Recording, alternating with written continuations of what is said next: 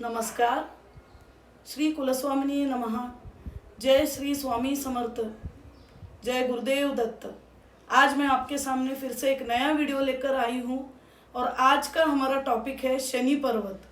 जी हाँ, शनि पर्वत जो हाथ के मध्यमा उंगली के नीचे, अब देखिए यहाँ पे शनि पर्वत का पर्वत स्थित होता है।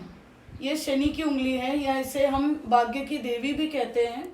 तर्जनी उंगली के बाजू वाला जो बीच वाला जो बड़ा उंगली है उसके नीचे जो स्थान है यह शनि पर्वत का स्थान है। अब आपको मैं ये शनि पर्वत देखिए, कुछ लोगों के हाथ में ये बहुत विकसित होता है, कुछ लोगों के हाथ में ये अच्छा रंग लिए हुए और अच्छा उबार लिए हुए होता है और कुछ लोगों के हाथ में ये अति विकसित होता है और कुछ लोगों के हाथ में शनि पर्वत बिल्कुल भी विकसित नहीं होती है। तो आज हम देखते हैं कि इनके क्या गुण होते हैं। अब देखिए, शनि पर्वत अगर पूरी तरह से विकसित है और ये अच्छा मतलब रंग लिए हुए उबार लिए हुए अगर हाथ में दिखाई दे तो ये लोग अपने गोल या अपने एम के लिए काम करते हैं।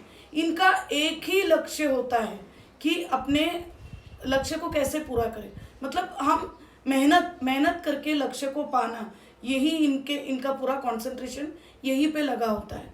कई बार हमने ऐसा भी देखा है कि जिनके हाथ में ये पर्वत बहुत ही अच्छा है वो लोग इतना कंसंट्रेट करते हैं अपने गोल पे कि उन्हें घर संसार की बातों में भी रुचि नहीं रहती।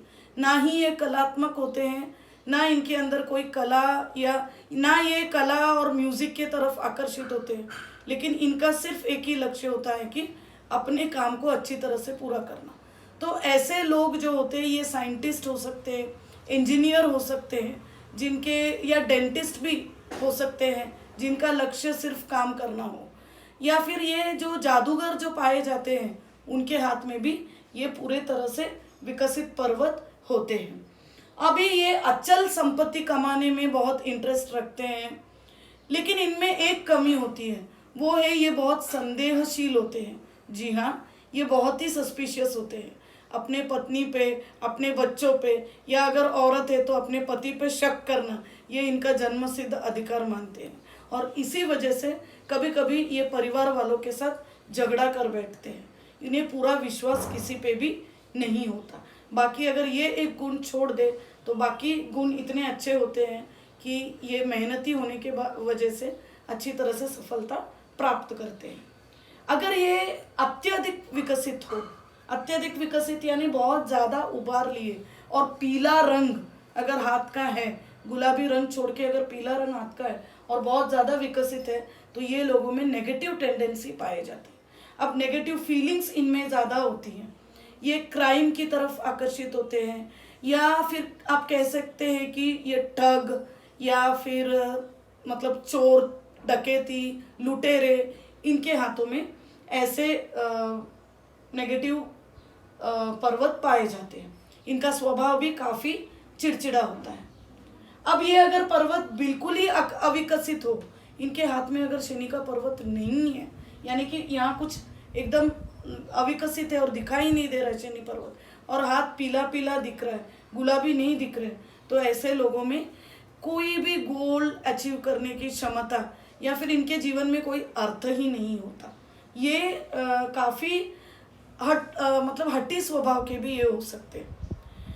अब अगर ये पर्वत झुका हुआ है, अब झुका हुआ यानी अगर ये देखो ये गुरु की पर्वत है, अगर शनि की पर्वत थोड़ा सा यहाँ पे खिसक गया हो, या यू कैन से दैट कि इट हैज शिफ्टेड इटसेल्फ, अगर थोड़ा सा शिफ्ट हुआ है यहाँ पर, तो ये लोगों में गुरु के और शनि के गुण पाए जाते हैं जो इनको सफलता के साथ साथ एक प्रतिष्ठा भी देती है, मान सम्मान देता है।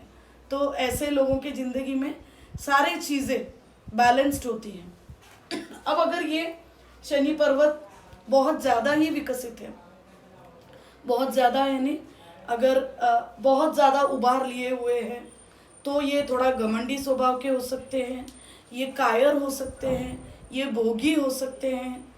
और अगर देखिए बुध, अब ये है बुध, सपोज हमारे हाथ में ये बुध का पर्वत और शनि का पर्वत सम मतलब बैलेंस दिख रहा है, तो ऐसे लोग डॉक्टर या मेडिसिन लाइन में बहुत अच्छा कर पाते हैं। तो ये रहा शनि के गुण, शनि पर्वत के गुण। और अगर ये भी आप लोगों को ध्यान रखना है कि अगर शनि पर्वत बहुत अच्छा हाथ में दिखाई दे रहा है तो कहीं ना कहीं उनके जन्म पत्री या उनके कुंडली में भी, ऐसे लोगों की कुंडली में शनि अच्छे स्थान पर होते हैं। शत्रु राशि में ना होते हुए ये कभी उच्च का भी होने की संभावना होते हैं।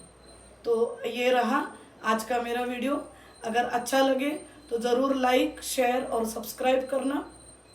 और आगे मैं ऐसे ही बहुत सारे वीडियो लेकर आपके सामने हाजिर हो जाऊंगी। तब तक के लिए थैंक यू।